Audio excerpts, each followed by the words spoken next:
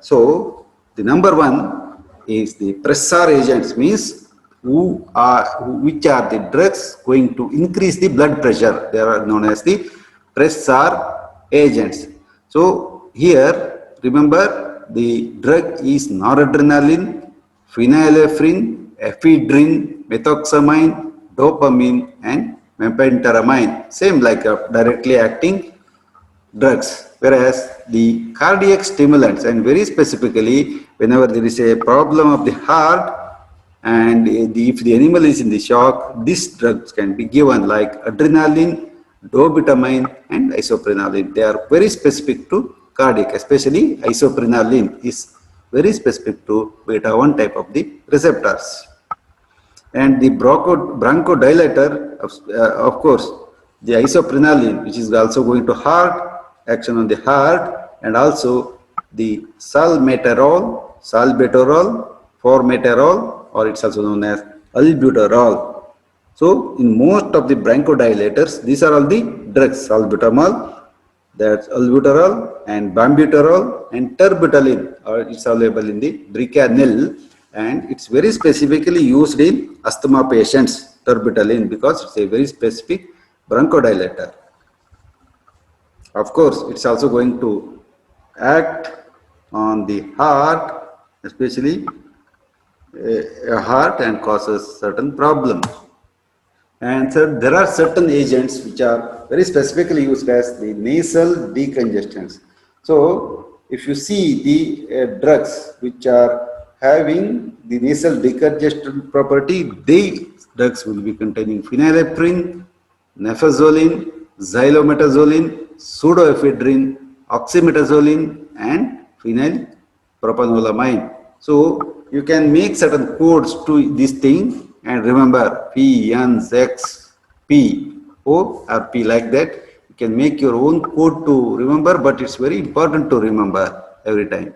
And the CNS stimulants like amphetamine, dexamphetamine and methamphetamine. Amphetamine is also used as a drug to dope the horses. So it is a CNS stimulant, especially these are going to cross the blood-brain barrier and act on the receptors in the brain and cause the stimulation. Whereas the anorectics, the examples are phenethylamine, then sibutramine, and another example is dexaphenfluramine. So these are the anorectics. Whereas the uterine relaxant and vasodilators, many times few of the drugs name repeats like the salbutamol, terbutaline, isoxaprine, which is a very specific drug, and etardirine. So these are the drugs which are the uterine relaxant and vasodilators. So you cannot have especially the drug acting on sympathetic nervous system very specifically, because there are varieties of the receptors, and even though the receptors have one type of the action in one tissue, it will be exerting different type of the action in the different tissues. That's why highly unpredictable action is seen. That's why whenever you are using the adrenergic drugs, you should be careful that it should not have the adverse effect on the other organs. And next is another important drug or neurotransmitter. It's the dopamine. So this dopamine is a dopaminergic, means it is trophic towards dopamine 1 and dopamine 2, and also the adrenergic alpha 1 and beta 1 type of receptor, but not beta 2. It is effective. That means the dopamine is not going to cause any action on the trachea, whereas it has got many actions on the beta 1 type of the tissues, especially heart. So now we can know that so many controls are there on the heart. So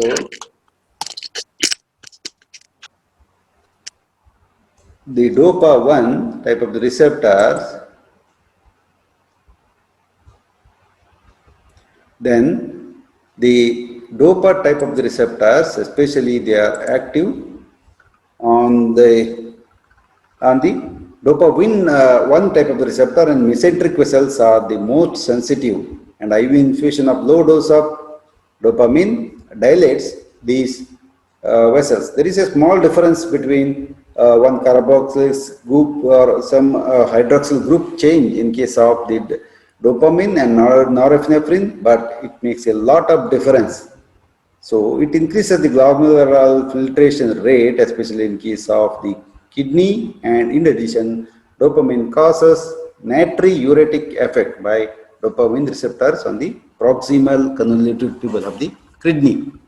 The next drug is a dobutamine. So here we are not going to tell you about the dose, etc. So it's very difficult to remember. At least you have to remember the name of the drug, because the dose, the route of administration, the quantity need to be administered at different intervals. All these will make you to a complicated thing to learn. So please remember at least the titles of the drug here. Suppose if it's a dopamine, then we have given only 2 or 3 sentences, so that it becomes easy for you to remember. But at the same time, you should not miss the subject at least to the minimum extent. And the next drug is the dobutamine. What's a dobutamine? A derivative of dopamine, but not a dopamine 1 or dopamine receptor agonist. And though it is acts on the both alpha and beta adrenergic receptor, it's because it is structurally similar to that of the noradrenaline and adrenaline.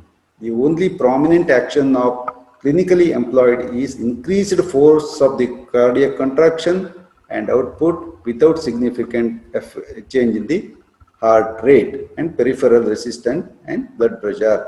So dobutamine is a specific drug at D2 type of the receptors. As such, it is considered to be a relatively selective beta 1 agonist, means it is going to act on the heart, and it is used as an inotropic agent in pump failure, especially in case of accompanying myocardial infarction, cardiac surgery, and for short-term management of severe CHF, congestive heart failure. Usually, congestive heart failure will be will be treated with a high ceiling diuretic followed by a beta adrenergic agonist, beta 1 specific beta-amine adrenergic agonist, so that the pressure on the heart is reduced.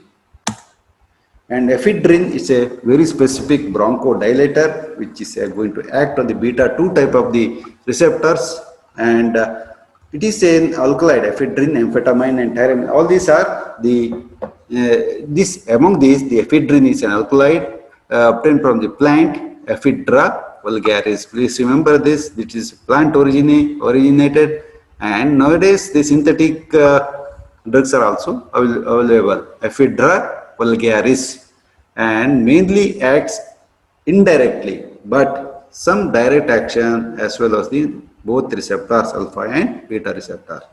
So it is also 100 times less potent than adrenaline, even though it is not so potent than adrenaline, but its action is long lasting, 4 to 6 hours, whereas the action of the adrenaline is very short, maybe 1 or 2 minutes. It's very short, and its metabolism is taking very fast, not fast as the acetylcholine, but it's fast. And amphetamines, like ephedrine, amphetamine, etc., all these are commonly used for the purpose of bronchodilation. And amphetamine, these are synthetic compounds having the pharmacological profile very similar to that of the ephedrine, because ephedrine is a very specific bronchodilator. So amphetamine is also used as a bronchodilator. Of course, they exert potent CNS stimulant and weaker peripheral cardiovascular action. That's why it is used as a doping agent, amphetamine. So the performance of the animals or the athletes will be increased if the amphetamine is taken.